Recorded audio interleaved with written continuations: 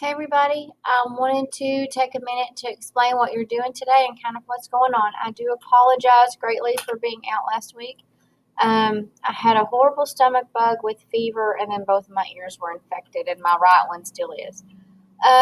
So I apologize that we didn't get to do an in-person review. I'm going to be talking with Mr. Grosso and see what we can do about getting everything lined out. Y'all's test is coming up very quickly.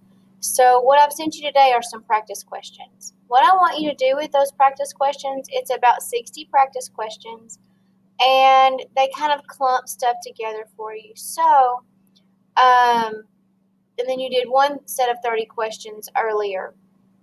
So what I want you to do is work on those individually, but I actually want you to look up the answer.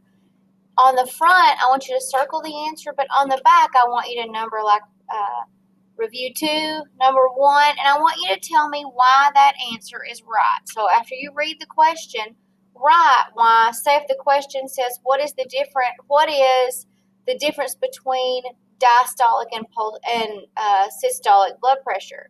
The difference is pulse pressure. Explain to me what pulse pressure is.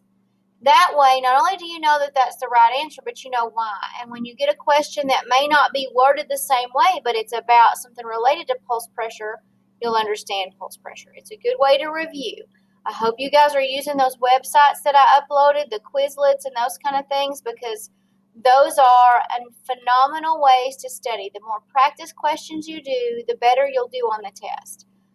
Some of you did really good on your practice test, some not so great. I know that it's really difficult to take a 150 question test because it's very long. But that's what the certification exam is. It's 150 questions, and it's going to be simple all the way up to pretty complex questions. So keep practicing. Practice, practice, practice.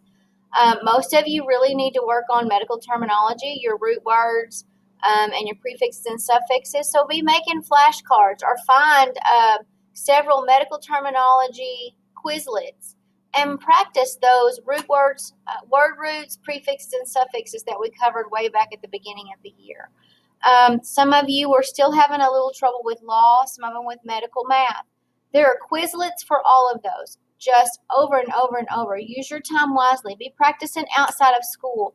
This is a college level test, so just be sure that you're practicing, practicing, practicing.